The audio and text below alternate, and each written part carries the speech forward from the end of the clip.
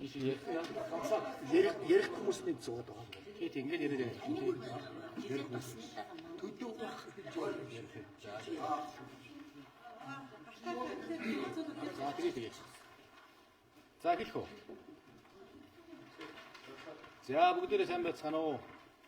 За Монголын байгаль орчны иргэний зөвлөлийн тэргүүн Галтай хөө гэж хүн байна. За өнөөдрийн манай хэвлэлийн баг хурал наран сэвстэй бомбд сэргээ нээх талыг бид эсвүүлж байгаа. Говь Алтай аймаг Баян хонгор аймгийн 5 сумын иргэд нийлээд та бүхэн мэдээлэл хүргэхээр ингэ сууж байна.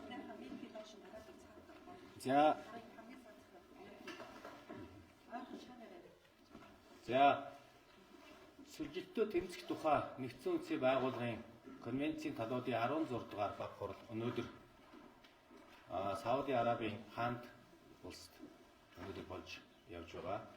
За энэ хурал дээр Монгол улсыг төлөөлж Монгол улсын ерөнхий сайд Нусан намтрын оюун эрдэнэ оролцож байгаа бөгөөд 2026 онд болох COP17 дугаар хурал Монгол улсад болох учир уг хурлыг тэргүүлэх улсын үүдэн дээр нээлттэнд нь үг хэлсэн байгаа. За газар нутаг бидний ирээдүй гэсэн энэ сэдвтэй хурал дээр манай ерөнхий сайд үг хэлэхдээ хүн төрлөختөн бидний ирээдүй болсон газар нутгийн төлөө бие биенийгээ төлөө байж нөхцөл шаардлага дагуу хүн төрлөختөн бид нэр хамтарч нэгдэх ёстой. Тийм учраас бүгдээрээ нийт ирээний төлөө нэг нь нийтийн төлөө гэсэн ийм уриал хэлсэн. За тэгвэл 1975 онд ардын болон эргүүлэгчдийн 84 дугаар зарлагаар батлагдсан их говийн дархан цаазтгаад Алтай өвөр говь 1991 онд нэгдсэн үндэсний байгууллагын соёл бос шинжлэх ухааны байгууллага ЮНЕСКО-гоос уг газрыг шин мандлын нөөц хэмээн жагсаалтандаа бүртгэсэн ийм газар байгаа. Тэгвэл энэ газрыг Монгол улсын засгийн газар 1924-өөс 28 оны ажлын төлөвлөгөөндөө наран сэвстэй бомбыг сэргээ нээх гэсэн энэ үгийг оруулж төлөвлөгөөнд оруулсан байгааг 8 сарын 27-нд улсын их хурлаас тогтоолоор баталсан байна. Тэгвэл энэ наран сэвстэй бомб нэгдэж уг дэлхийн өв бүртгэгдэж байгаа энэ газар дундуур 300 гаруй км замыг тавьж наран сэвстэй бомбыг нээснээр байгаль орчинд ямар хор нөлөөлтөй байх вэ? За мөн дээрэс нь ард иргэд ямар аюул учрах уу гэдгийг өнөөдөр зөвхөн манай Монгол орны байгаль орчны иргэний зөвлөлөөс гадна өнөөдөр энэ цугласан олон хүмүүс за мөн дээрэс нь Говь Алтай аймгийн цогт Эрдэнэ Алтай Баян хонгор аймгийн Шин жинст Баян өндөр сумын иргэд нийлээд Хавтгай, Мазаалай, Их говь аварья гэсэн ийм төрийн бус байгууллагыг байгуулад манай байгууллагатай хамтраад ингээд өнөөдөр мэдээлэл хийж байгаамаа. Тэгээд та бүхэнд өнөөдөр яг энэ шинэ байгуулагдсан байгууллагаас иргэд өөрийнхөө орон нутгаас та бүхэн мэдээллийг шүү хүргэх болно.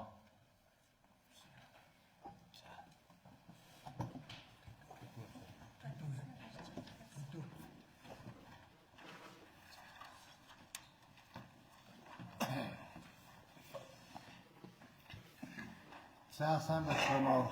Би Яруу найрагч Төдөө гэж хүн байна. Говь Алтай аймгийн цогт сумын иргэн их говийн шин мандлын дархан газар мэргэжилтнээр нэг 5-6 жил бол ажилласан. Тэгээд өнөөдөр энэ говийн шин мандлын дархан газар гэж хүн ямар газар юм бэ хэмээн би бас тодорхой энэ мэдээллийг өгье. Их говийн шин мандлын дархан газар гэдэг бол хороо ховорц модлог урмал амтан жигүүртэн хөвлөр явцдыг болвол хайрлан хамгаалах авслаж өгөө олдох байгаа Мазаалай Хавтгай гэдэг энэ амьтаар бол тодорхой одоо дүүн шинжилгээ хийж эрдэм шинжилгээний ажил зохион байгуулдаг. Мөн одоо Мазаалай Хавтгай болон энэ амьтдыг дэлхийн одоо олон судлаач эрдэмтэд ирж энэ амьтдыг одоо судалж энэ амьтан бол одоо Монголоос өөр хаанч байхгүй юм а хэмээн одоо үздэг учраас энэ говь минь одоо ерөөсөө яг л онгоноороо дэлхийд дээр байгаа хамгийн онгон байгал бол Говь Алтай аймгийн цогт сумын одоо Алтай өөр говь юм а.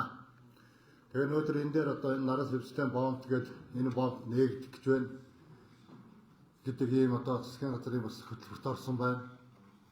Энэ урд нь 1992 онд нээгдээд 93 онд нэг жил ажиллаад эргээд хаагдаж байсан. Энэ хаагдсны гол шалтгаан юу байсан бэ гэхээр зэрэг тухайн дархан газрын одоо экосистем эвдэгдсэн, амьтдын байшил өөрчлөгдсөн. Тухайн одоо тэр орионд амьдарч оршин тогтож идээжтэй амьтд маань байршил нь өөрчлөгдөж одоо гүн рүүгээ орсон. Тэгээ энэ дээр мөн одоо сулгаан ан гарсан. Гэх мэтлэнгийн одоо тэр одоо байгалийн одоо олон газраар одоо зам гарсан. Энээс болоод одоо тоошороо боссон. Бодог шандуу ширгсэн гэдэг ингээд олон асуудлууд энэ дээр гарсан юм аа. Тэгээд энэ маань одоо тухайн 1993 онд гэж хаагдсан. За тэрнээс гадна одоо энэ хилээр дамжуулаад энэ зам тавина гэж байгаа юм аа. Хилээр дамжуулаад зам тавихаар зэрэг байгалийн экосистем эвдэгдэхгүй. Тэгээд энүүгээр дамжаад одоо энэ голтойчууд энэ баруун аймгийнхаа сайхан амьдрна гэдэг ийм одоо юм яриад байгаа. Энэнд бол би итгэхгүй байгаа. Одоо жишээ нь зам тавихад 1 км замд хэдийн хэмжээний тонн ус зарцуулагдах вэ? Тэр хэмжээний тонн усыг одоо тэр одоо бүхэл бүтэн 200-300 км заагаад одоо авчраад тэр гүнээс ацраад тэр усыг одоо авахын тулд эсвэл тэнд гүнээ удаг гаргана. Эсвэл тэр бодог шандуудыг ашиглана. Хэрвээ тэр бодог шандуудыг ашиглаад ирэх юм бол говийн өөрөө усыг өвшин одоо хүсэж үсээгүй өөрөө доошоо одоо ширгэж алга болно. Ингээ ус алга болох юм бол ан амьтад тэнд байгаа оршин тогтнох нөхцөлгүй болно нэгдүгээрт. Хоёрдугаарт нь болохоор зэрэг энд одоо дархан газарт одоо ажиллаж байгаа амьдарч байгаа энэ хүмүүс энийг зөвхөн хайрлан хамгаалахын тулд одоо 75 оноос өнөөдөр 50 жилийн хугацаанд дархан газар гэдэг энэ байгууллага үйл ажиллагаагаа явуулсан. Ингээд дархан газар гэдэг газар маань өнөөдөр үндсэндээ энд нэг эрдэмтэн судлаачдын тооцоогоор нэг 4 сая доллар гаргасан гэсэн судалгаа тооцоо гарсан байлаа. Бид нар одоо энийг хамгаалж чадаж энэ дээр одоо үг хэлээ илэрхийлж чадахгүй бол энэ өөрөө устдаж үгүй болж ийм одоо аюултай энэ нөхцөл бүрднэ. Тэгээд энэ одоо манай орон нутгаас ард иргэд над руу одоо та одоо энэ дээр энэ дархан газар ажиллаж байсан. Нэгдүгээр энэ одоо та нутаг орныхоо төлөө олон юм сайхан зохиол уран бүтээл дуунууд ингэж хийдэг хөө. Ийм учраас та энэ одоо нутаг орондоо хамгаалах талаар өөрийнхөө одоо үзэл бодлыг илэрхийлж өгөөч гэж мянган одоо алтайчууд, цогтчууд, баян тоороочууд энэ олон хүмүүс одоо над руу ингэж яриад байгаа учраас өнөөдөр би бас энэ хөвлийн байгууллагын мэдээлэлд оролцож байгаамаа. За дараагийн дугаард болохоор зэрэг би бас энэ дээр бас найдлага төрж байна. Яагаад тэгэхээр зэрэг одоо манай Монгол улсын ерөнхийлөгч хөрөсгүй ээж маань манай Говьалтай аймгийн халиун сумын хүн. Тэгэхээр зэрэг одоо ерөнхийлөгч маань одоо энэ дээр бас анхаарлаа хандуулаад нутаг орон чинь эзгүүдэж байна. Ард түмэн чинь одоо таныг чухам одоо бас энэ ард түмнийхээ төлөө нутаг орныхоо төлөө бас ингэж дуурах ийм одоо сайхан одоо сэтгэл байгаа гэдэгт бол алтайчууд бид баян онгорчууд Монголын ард түмэн бас энэ дээр найдаж байна. Тэгээд та бүхэн бас энэ төр засаг маань бас зөв болон их гоё зөв шийдвэрүүдийг гаргах байхаа гэж ингэж хүлээж байна. Өнөөдөр энэ хэвлэлийн хурлын дараагаар одоо энэ төрийн 3 өндөрлөгт одоо бид нар бас ард иргэдийн одоо гарын үсэг зурсан. Тэгээд энэ дээр одоо та бүхэн энэ одоо нэг тогтоол шийдвэр юмнуудаа эргэж хараачаа гэсэн юм тодорхой юм мэдгдлүүдийг бас тэр хүмүүст хүргэе гэж ингэж ярьж байна. За баярлалаа.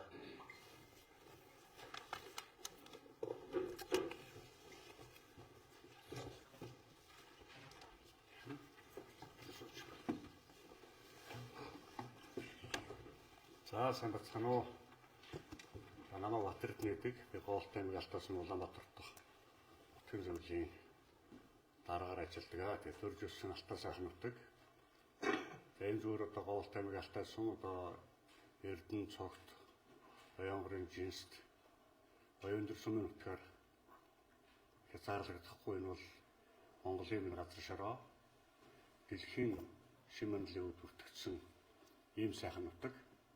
Энэний төлөө тэмцэж байгаа залуучууд, их орон, их нутгийн төлөө явж байгаа сэтгэл итэ бүх хүмүүс талрал илэрхийлье гэж. Тэгээд ерөн зөвөр одоо бодоход энэ маш олон хүмүүсийн чинь ингээд тулаад ирэхээр хүмүүс юм ойлгод юм байна. Ерөнхийдөө юм бодоод яваад байсан дархан газрыг хамгаалъя, Мацалаа Бавхан хамгаалъя. Энэ ч одоо дэлхийд ганцхан Монголд л байдаг гэдэг. Тэр ойлголт байдаг. За миний хувьд бол Мацалааг хамгаалах чиглэлээр юм хий гэж юм боддог байсан. Хоолтой аймагт залуу багш нарын холбоог байгуулад оны шилдэг багш нартаа алтан Мацалааг шагнал өгөөд тэрүүрээ дамжуулаад цаашаас Мацалааг хамгаалах асуудал дээр өөрийн гэсэн иргэнийхээ хувьд, Монгол хүнийхээ хувьд, их дэлхийн эдсийнхээ хувьд хувь нэмэр оруулах гэж боддог. Ингэж хилээж явдаг нэг л иргэн хүн. Тэгэхээр энэ одоо тэр онгон дагшин газар нутгийг бас засгийн газар их орны төлөө, ард иргэдийн төлөө ашиглагсан нэрийн дор бонд нэгч авал албан ёсоор буян зүгээс их дэлхийн иргэний үед эсэргүүцэж байна. Үнэхээр л одоо тийм эдийн засгийн ашигтай байдаг бол ард иргэдийн амьдралд нэмэр болдог бол нээж болно. Яагаад зөвхөн одоо тэр говийн тэр 380-90 төрлийн одоо амьд бодгалтай дэлхийд орцсон ам тийм газрыг хоосон цөл гэж тайлбарлаад байгаа юм. Энэ эрдэнтийн мэрэгдийн үгийг бас ингээд амьдрал үзсэн хүмүүсийн үгийг, ахмадуудынхаа үгийг, тэнд амьдарч байгаа хүмүүсийнхээ үгийг бас сонсоосоо. За миний Монголын ард бол үнэхээр ухаантай. Тэрс Монгол дээрээ дэмжиж, дэлхийд дэмжиж байгаа, дэлхий хамгаалах ёстой хөдөлгөөнд нэгдээс их хүсэж байна өвөө зүгээс тий. Ер нь яг шууд наран сүтэн бомбыг ашиглана гэдэг ойлголт эдийн засгийн хувьд яриад байгаа, ард түмний нэрээр дуурайд байгаа. Үнэхээр тэгж юм бол тэр манай сумд Бурустан гайл гээд байдаг шүү дээ. Одоо эн чинь юу л 30 гаруй жил ажиллаж байгаа бомб. Цаана одоо хятадын бас томоохон үйлдвэрлэл, шинэ ухаан технологи, хөгжил дэвшлийн орчин цагийн нийт нүрийг харуулахад хөгжиж байгаа, хурдтай хөгжиж байгаа Шинжээ аврын нутаг байдаг. За энэгээр одоо үнэсний тэр Лаймогийн Бурустан гайл нэгдсэн одоо ч бас одоо ард иргэд явдаг. Тэгээ үнэхээр ард түмний төлөө сэтгэл, техникийн төлөө сэтгэлтэй ийм байдаг бол Бурустан гайлыг одоо хөгжүүлэх. Тэр одоо дархан газрын хөрс биш одоо дархан газрын тэр одоо үнэхээр онгон дагшин байгаль үлдсэн газарлууд гэж зэвдэр сэтгэлээ гаргаж явах биш. Өмнө ингээд бас манай сумын тэр нутгаар өвдөж гисэн тэр газрыг зам аргуутай болгох, тийг байнгын болгох. Аль ч талаас нь аваад үзсэн гадаад улс орнууд гадаад харилцаа худалдаа эдийн засаг харилцаагаа хөгжүүлэх өргөжж байгаа. Тэгэхээр тэр уучин байж байгаа одоо Лаймо Бурустан гайлбар цаатлаасаа бол би дэмжлэг авах гэж бодож байгаа. Нэлийн эрт одоо энэ бол яригдчихсэн. Танахаар дамжуулаад, Бурустагаар дамжуулаад тог цэглэгааны асуудал бол бүрэн шийдэгдэх боломжтой. Зах хязгаар нутгууд нь зам аргууд явах боломжтой. Говьтойгоор дамжаад одоо ингээд завхан руу орох боломжтой. Төвийн үсийг одоо холбогдсон засал замуудтай шиг холбоход бас эдийн засгийн их үүсвэрийг гаргах, энэ бомбд өргөжүүлэх асуудлыг анхаарна гэдэг санал хятадын талаас аль эрт гарч ирсэн. Тэгээ яагаад тэрийг нь одоо ингээд хүлээж авч чадахгүй тэр онгон дагшин байгаль руу инхүү явах болов? Ард иргэдийн одоо яг энэ талаар ойлголт харьцангуй бага. Говь гэхээр л хүмүүс эдс маа найзуудтай хэлж идэг. Говь гэхээр л айгүй хэцүү хүнд нөхцөл гэдэг. Гэтэл тэнд чинь үнэхээр одоо дэлхийн өв болсон тийм газар. Хүндрэлтний үүсэл болсон хөөцөгсөн нутаг. Энийг одоо эрдэнтэн мэрэгдэд ахмад үеийнхэн, залуу үеийнхэн, нийт хүмүүсийн мэддэг хүмүүсийн үеийн төр сонсоосоо гэж хүсэж байна. Яаж утсан ч гэсэн ард иргэдийн эсэргүүцтэй тулаад энийг шийдэх гэдэг бол одоо үндсэндээ бас боломжгүй саналаа. Монголын хууль одоо бас хишигдэж болно. Гаргасан хүмүүс нь одоо бас өөрчилж болно. Дэлхийн санд байгаа, нүүб байгаа, ЮНЕСКО байгаа. Энэ байгууллагууд дэлхийн нийт одоо бид нар руу орж шоолох болно. Тийм учраас их гоо хамгаалах, тэр дундаа одоо хамгаалах, цааш нь өсгөж үржүүлэх, нөхцөлийг бүрдүүлэх. Тэр наран сүртэй бомбыг ашиглахгүй байдал дээр одоо миний хувьд атуу байр суурьтай зогсож байна. Энэний оронд одоо харин бурустай хөгжүүлээд өгчөөч. Яг үнэхээр манай Монгол улсын ганцхан цэг гэрлэг байдгийг миний төрсөн нутаг Говьтай аймаг Алтайсан шүү дээ. Тэгээ сая сонгуулийн өмнө нэг цанаас гэрэл холбогдсон, зарим байгууллагууд холбогдоод зарим хэсэг нь холбогдоо гэж байгаа. Энийг гүйцэтгэж. Тэгэл аймага Шинжаанийхаа гэлийг нээгээд тэргээр холбогдооч. Яаж ч утсан тэр чинь Шинжаан чинь цаагаараа Эрдэнэт мэрэгдийн ярьж байгаа сонсч чадвал цаагаараа гадаад улс орнуудтай маш олон улс орнуудтай харилцаатай холбогдсон хилэлцсэн ийм газар нутгаа ирээдүйг бодож энэ дээр гаргасан шийдвэрээ хараач. Улаараад байгаас тэгэхээр зогсоогооч. Яг юунд нь болоод ингэж байдаг юм бэ?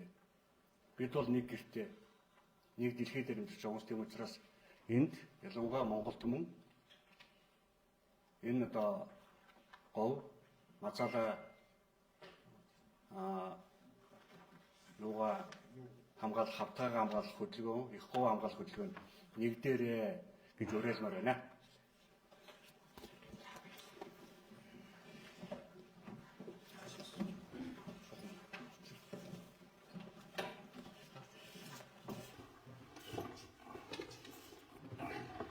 За та бүхний энэ өдрийн ямар амгалан айлтгая.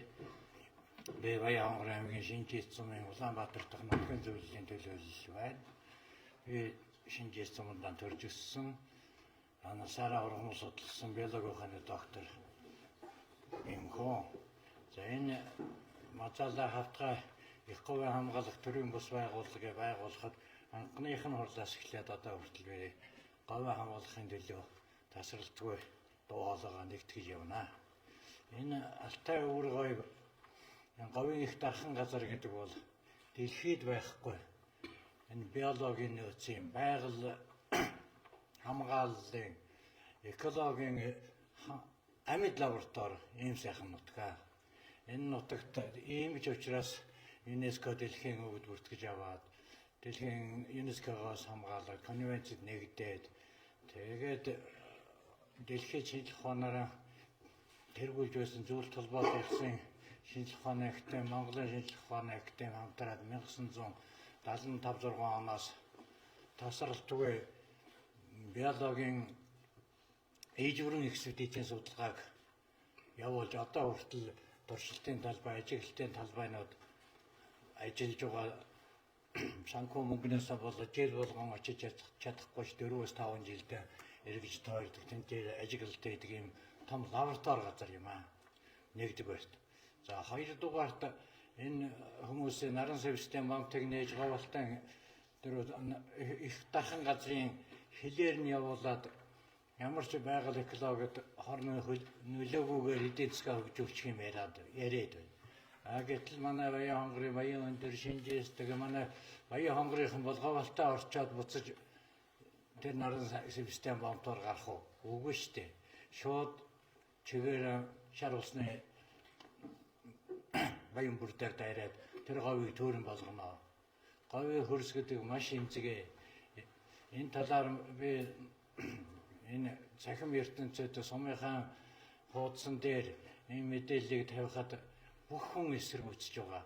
Энэ нэг л хэлэх гэсэн. Түүнээс гадна манай Шинжээц Баян өндрийн зааг дээр Эрдэнэ Монгол одоо МСС авчихсан Эрдэнэ Монголын тэр алтны уурхай нүүрсний алтарганы нүүрсний уурхай за тэгээ 100 модны тэр баялагын их нүүрсний их том ард тэгээ хатгарын нүүрсний уурхай манай сумыг бол ухаа дуусгана. Ер нь Геглийн хэлсэн үг байдаг. Хүн төрлөختний өмнө байгаа хамгийн хийж байгаа хамгийн адгийн зүйл бол их орноо газар нутгаа худалдах явдал гэж хэлсэн байдаг. Ийм учраас манай нутгаас сонгогдсон улсын их хурлын гишүүд буюу 1-р тойргоос сонгогдсон эрхэм гишүүд Жаргал сайхан, Ганбаатар, за Монголтулга гэдэг 9 гишүүн байгаа. Энэ гишүүд маань энийг нэг эргэж хараад нутгаан, говь нутгаан дэлхийн өмнө буруутан болохгүйгээр энэ ганцхан өгүүлбэрийг, дөрвөн үгтэй ганцхан өгүүлбэрийг асуулж өгөөч гэж гуйя.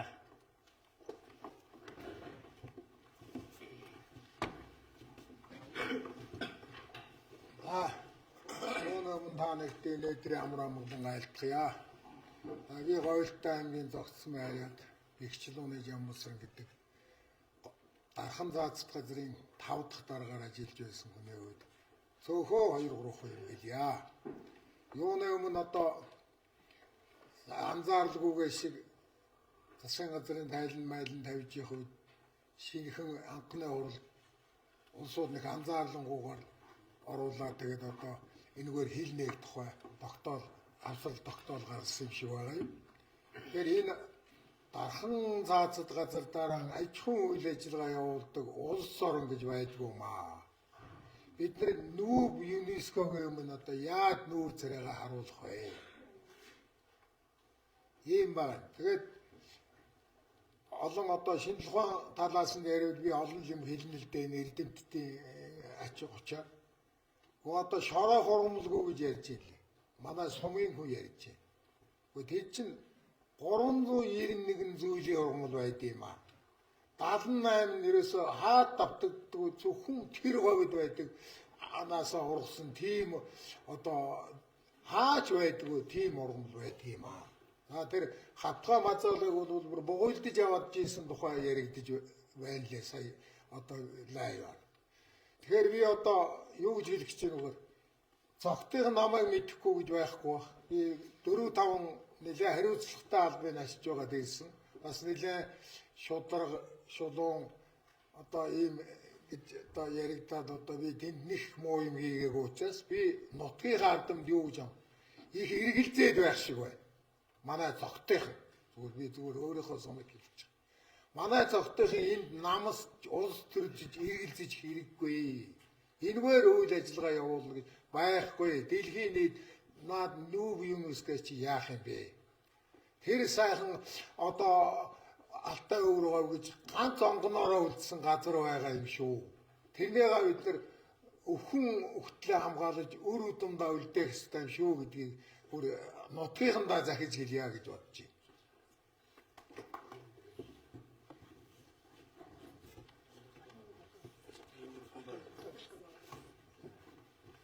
За сайн байцгаана уу өнөөдрийн амгалан айлтгая. Миний төмөргөө гэдэг Говьлтай аймгийн Галтай сумын уугуул ийм хүн байгаамаа. За би түрүүчийн хэлэлцүүлгийн үеэр Маран систем бомбыг одоо нээх нь хаттын төрийн бодлогын хэмжээнд очсон асуудал байна гэдэг асуудлыг бол хэлсэн. Гэхдээ зэрэг энэ бид өнөөдөр энд сууж байгаагийн гол зорилго бол Монголын төрийн бодлогод гарсан алдаа завхарлыг засуулах ийм зорилгыг л агуулж байгаа юм. Тэр засгийн газрын мөрийн хөтөлбөрт Маран систем бомбыг нээж сэргээж ажилуулмаа гэсэн энэ заалтыг асуудах, солиулах, өөрчлүүлэх энэ чиглэлд бид ингэж ажиллаж байгаа. Хаттын төрийн бодлого байна гэдгийг бол би 2000 оны үед Маран системийг нэгээд талын бэлтсэн манад ашиглуулах юм бол гэсэн одоо энэ яригчсэн зүйл өнөөдөр ингээд яригдаад явж байгаа маа. Маран систем бомб нэгдэн гэдэг асуудлууд ерөөсөө цаанаа талын бэлтсийг хаттын талд ашиглах гэсэн л ашиг сонирхол байнга яваад байдаг энэ 20-30 жилийн одоо турш явж байгаа ийм зүйлээ гэдгийг л одоо ард түмэндээ нийт иргэддээ би ойлгуулж хэлхийг хүсэж байгаа юм. Тэгэд энэ төрийн манай Монголын төрийн бодлого гэдэг нь ямар хөө юм байх юм бэ? Энийг одоо Маран систем бомбыг нээхийн үрээ шиг ач холбогдол хор уршгийн тооцож үзсэн юм уу? Хэн тооцсон юм бэ? Шинжлэх ухааны энэ олон эрдэмтэн мэрэгд яагаад энийг эсвгүүцээд байна вэ гэдгийг одоо тооцож үзсэн юм уу? Их хурлд Говьлтай аймгийн одоо төлөөлөл шинжлэх ухааны салбарын төлөөлөл иргэдэл академичмын та энд анхаарлаа хандуулаач гэж би одоо хүсмээр байна. Их хурлаар та лобби бүлэг байгуулад Говьлтайн харьяалалтай ихтэл одоо зөвхөн Говьлтайн харьяалалтай 15-6 их хурлын гишүүд байгаа гэж сонсогдож байсан. Ийм эрүүл ухаантай эдийн засгийн одоо нөлөө урсгалд нь автагдаагүй ийм хүмүүстэйгээ нийлээд энэ одоо төрийн бодлогыг залруулж өгөөч гэж ингэж хүсмээр байгаамаа. Би энийг л таагүй хэлэх гэсэн.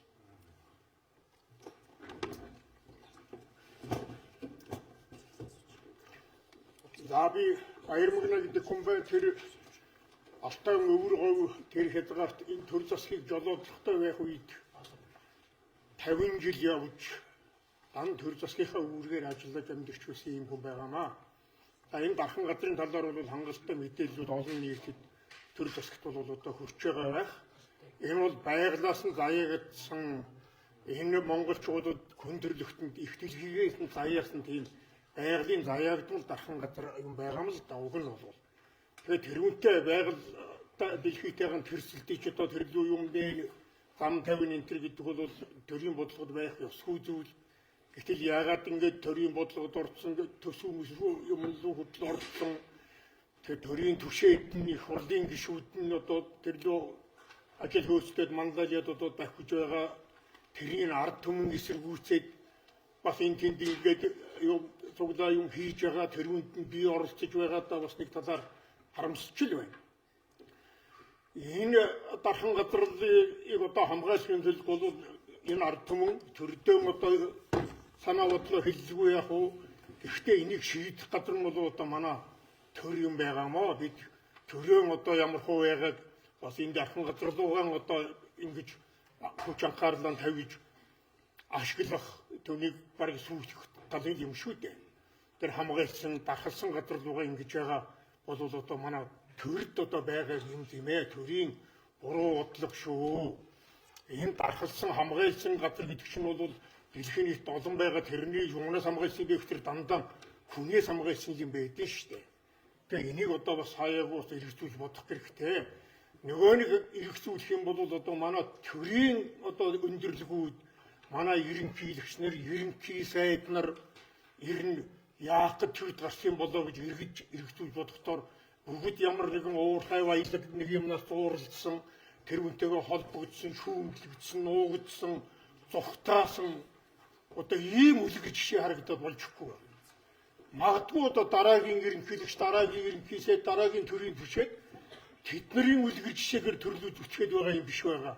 Төрд гарахтаар нэг ийм юмтай болдсон гэдэг юмар зүтгээд байгаа юм биш байгаа. Ийм цувай тойрог үүсчихсэн явж байгаа юм биш үү? Ер нь одоо энэ тал дээр одоо монголчууд бас нэг оюун санаагаа нэгтгэж энэ манай төрийн өндөрлгүүд өөрснөө үлгэр үзүүлж ер нь иймэрхүү маягаар одоо төр таргыг болъё. Үнэхээр одоо төр нийгмийн удирдах гэж дээшээ зүтгэдэг болёо.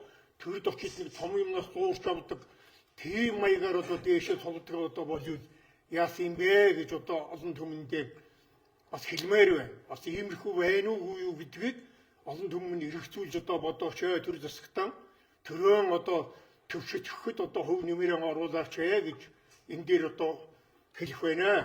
Тийм олон юм одоо яриад явах тэр мэдээллийн талаарх юм ер нь нийгэм даяар хангалттай мэдээлэл хүрч явах шиг байна лээ.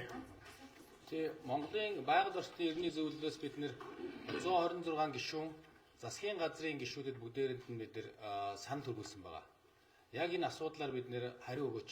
Энд дээр ямар нэгэн шийдэл бид нар ярилцъя гэж. Одоогийн байдлаар 126 гишүүнээс маш цөөхөн гишүүд хариу өгсөн байна. За мөн дээрээс нь энэ наран систем бомбын нэг талын асуудал дээр ер нь мэдээллүүд маш тун хомс байгааг бид нар бас харлаа.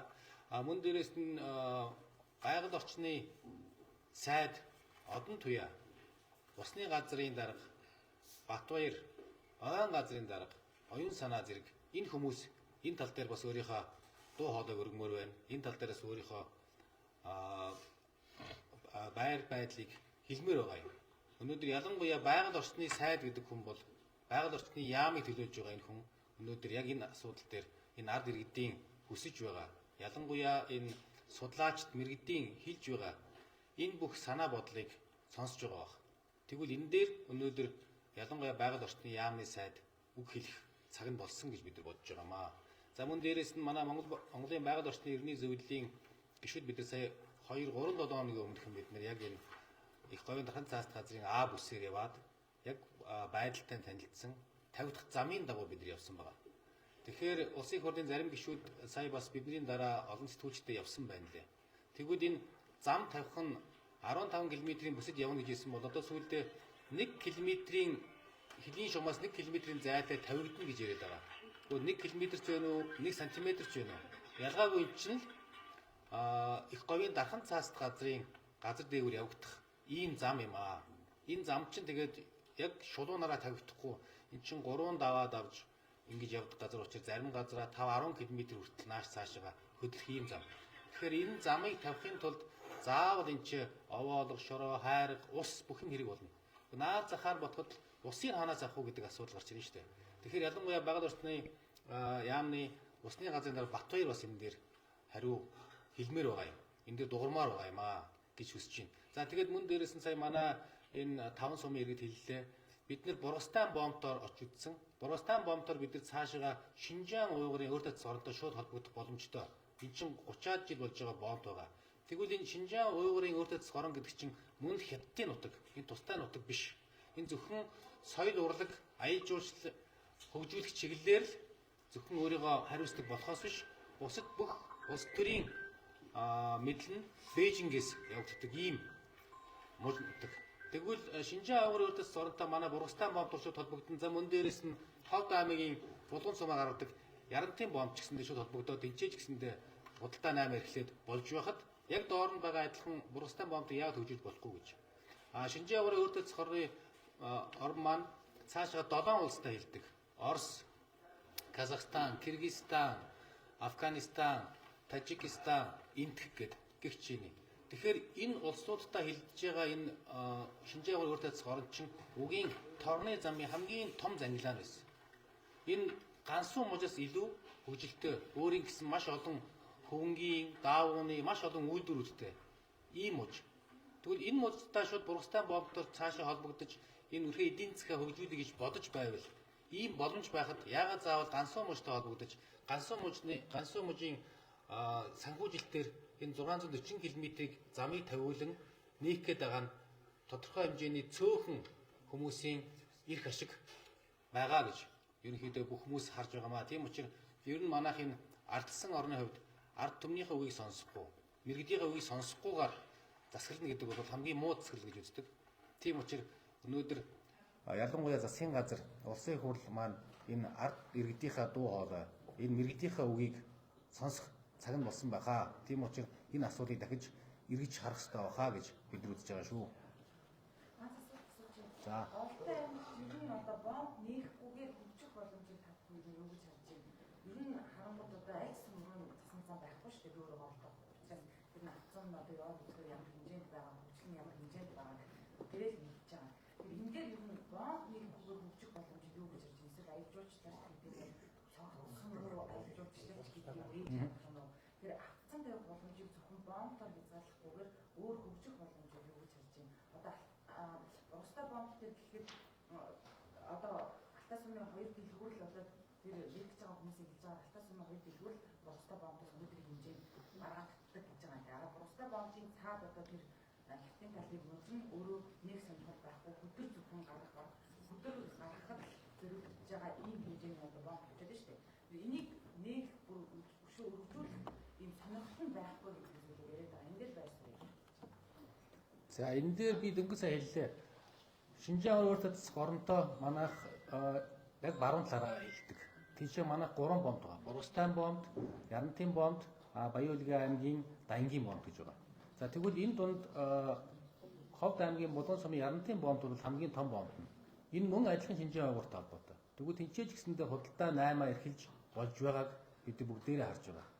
Тэгвэл яг энэтэй адилхан Бургастан бомбыг манай засгийн газар хоорондын хэмжээнд дахин ярилцаад энийг цааш нь хөгжүүлж нээхэд асуудал байхгүй гэж бид нар харж байгаа. Мөн энэ дээр нутгийн иргэд яаж энэ дээр хөгжих боломжтой вэ гэж асууж байгаа бол бид нар энэ 640 км замыг хятадын хөрөнгө оруулалтаар наран сэвтэн бомб хүртэл за мөн дээрээс нь 300 км нь дархан цаазт газраар тавьж байхын оронд ямар нэгэн дархан цаазт газрыг хөндөхгүйгээр одоо байгаа энэ сайжруулсан замыг засмал зам болгоод Бургастан бомб руу 300 км тавьчих юм бол энэ цаашаа тэтгэдэргүй хятад руу Бургастан бомбоос цаашаа хятад тэтгэдэргүй 2-оос 3, 4, 5 игнэ ийм замууд засмал замууд тавьдсан байгаа.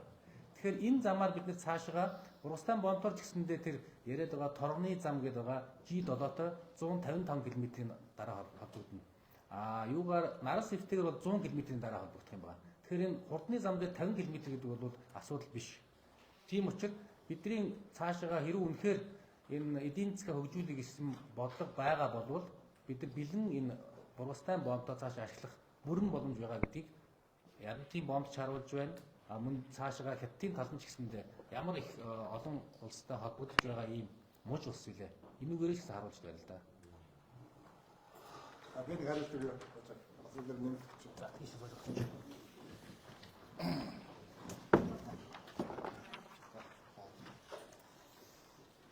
За өөр Аваалцэг. За энэ бодлоцог гэж сэтгүүлч хариултанд өөрийнхөө хөцлөөдлийг илэрхийлье гэж ингэж бодлоо.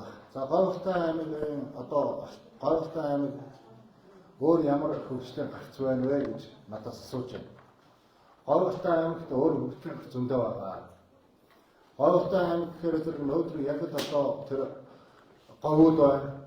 Тэр говьудад байж байгаа юмд яах вэ гэхээр тэнд жимсийн мод тарих одоо тэнд одоо жижиг дунд үйлдвэрлэл хөгжих тухайн одоо орон иргэдийн одоо тэр малын наасыг одоо боловсруулах түүхийг боловсруулах үйлдвэр байгуулах энэ нөхцөл бүрэн байгаа. Одоо жишээ нь энэ манай баян тоорой гэж. Манай баян тооройд бол одоо тоорой, тарвас, жимс, айлм гэдэг бүх юм ургана. Энд бол бүх боловсрол байна. Өнөөдөр яг манай энэ говь шиг говь одоо энэ хами гэдэг одоо энэ одоо хами баг гэж байгаа шүү дээ Шинжааны. Энд бол яг ижилхэн цаг уурны ижилхэн, орчин ижилхэн, нөхцөл нь ижилхэн. Энд өнөөдөр бүхэл бүтэн энэ хами Шинжаа аврын энэ орон тэнд одоо нэртэй хамгийн одоо сордог сайн чанарын амттай тарвсыг бусд одоо энэ оройнуудаа, урагшаа оройнуудаа бүгд экспортлдог. Дараагийн дугаар тэнд бэгэр гэж. Бэгэрт мөн одоо жимстэй мод жимсгэн бүх юм байна. Энэ дээр мөн одоо тарих бүрэн болох байна. Дараагаар нь хажуу байна. Ингээд шанаа байна. Ингээд бодохоор тэр нөөдөр бид нар хилээр гараад тэр бүр зам тавиад нэг тэр одоо утаас баттын бараа аваад ингээд одоо бид хөгжөд гойлтой хөгжөд би бол итгэхгүй байгаа. Хэрвээ нөөдөр энэ дээр жимсний аж ахуйг одоо тэр ус үзэм айлм одоо тэр технологиг бүрэн оруулж ирээ. Тэр тавьж байгаа улсууд нь эдийн засгийн хувьд дэмжлэг үзүүлээд тэр ургасан жимсийг улсын бодлогоор болов аймгийн бодлогоор борлуулах тэрбэл энэ дээр засаг төр аймгийн засаг дарганаар сумын засаг дарганаар энийг дэмжиж ингээд явах нь бүрэн боломжтой. Дараагийн дугаарт өнөөдөр Говьтай аймгийг хөгжүүлэх гэж бодож байгаа бол өнөөдөр энэ одоо урагштай бодлого нээлттэй. Дараагийн дугаарт одоо энэ одоо гартаас орж ирж байгаа тоног төхөөрөмж бүх юм байна. Энэ тоног төхөөрөмжүүдийг маш хөнгөлтэй зээлээр оруулж өгөөд тэгээ энэ хөнгөлтэй зээлүүдээр тэн дээр нь одоо өвөрцгийг тэр алдаг салаад тэгээд кондорны дарш, алюмины дарш энэ юмнуудыг хийгээд ингээд явах хэрэгтэй. Гэхдээ энэ бүх юмнууд өнөөдөр Говьтай аймгийн баян тоорой тосгон дөрөв бүгд байдаг. Гэхдээ тэр хүмүүс ямар юм хийж байгааг бол зөвхөн өрхийн хэмжээний ашиг орлогын төлөөд энийг хийдэг. Гэтэл энэ дээр бүр улс орноос нь энэ нутаг орноос нь аймаг засаг захиргаанаас нь энийг боловсруулаад бүр ингээд бүр том хэмжээний үйлдвэр байгуулад бүхэл бүтэн Баруун аймгаа хангах энэ нөөц бололцоо энд бол байгаа. Дараагийн дугаар энэ Говьтай аймаг ямар асуудал байна вэ гэхээр энэ орж ирж байгаа малчтын түүхий, дарис, доос, ноодор бүх юм аялж байгаа. Өнөөдөр энэ дээр одоо жишээ нь Говьтай аймагт сайхан одоо энэ аль шин боловсруулах үйлдвэр байгуулалтаа. Нэр байгуулж байгаа энэ дээр нь одоо жижиг дунд үйлдвэрийн сангаас мөнгө байна. Гадны зээл тусламжийн сангаас мөнгө байна. Энэ мөнгнүүдийн зөв талд нь зөв оруулаад энийг ёстой нөгөө ил толон болгоод тэгээд энэ үйлдвэрүүдийг байгуулах юм бол тэр чинь бид нар одоо өөрөө одоо гадаад гээд ингээд ярих ч одоо өөрөө арьсыг боловсруулж байна. Тэнцээр нэхий гарч байна. Тэгээд тэнцээр жишээр гарч байна. Ингээд бүх юм тэнд байна шүү дээ. Тэр эргээд гарах юм бол тэнд яах нь вэ? Оюутны үйлдвэрүүд бий болно. Оюутны үйлдвэрүүд бий гарах болох юм бол оюутны үйлдвэрээс ахаа цаашаа яах нь вэ? Бид нар экспорт гарах нэгдэн. Бид гятаас тэр хүүрдэг цамцыг сахигүй юм авах биш. Монголчууд бид нар өөрийнхөө сахиг гадагшд гарах бүх юм нэгдэн. Ийм юмдаар уг нь ажилламаар байгаа юм. Би бол ингэж боддог хүн. Яг тэгэхээр зэрэг энэ одоо Говьтай аймгийн зогтсон бол миний одоо өөрийн одоо яг төрсөн нутаг. Ийм учраас би энд байгаа энэ ард иргэд сайхан амьдраасаа ерөөсөө одоо энд байж байгаа хүмүүс өөрийнхөө хөдлөм манай нутгийн хүмүүс гайхамшигтай хөдөлмөрч хүмүүсээ хаврын шуурга одоо намрын халуунд ч тоохгүй тэр нохоог тарьдаг, мотыг ургуулдаг, тэрний төлөө амьдралынхаа төлөө ургуул одоо хөлсөө гартал зүтгээд одоо өөрсдийнхөө амьдралыг аваад явж байгаа юм. Тэгэхээр зэрэг энэ дээр ганцхан юу дутж чинь зохион байгуулалт тухайн удирдлагын өөрөө одоо менежментийн асуудлын дутаад байна гэж харж байгаа. Тийм учраас манай нутаг тийм боломжууд бий. За өөр асуухан байвал асуухгүй тэгээд одоо амьдрал яа. За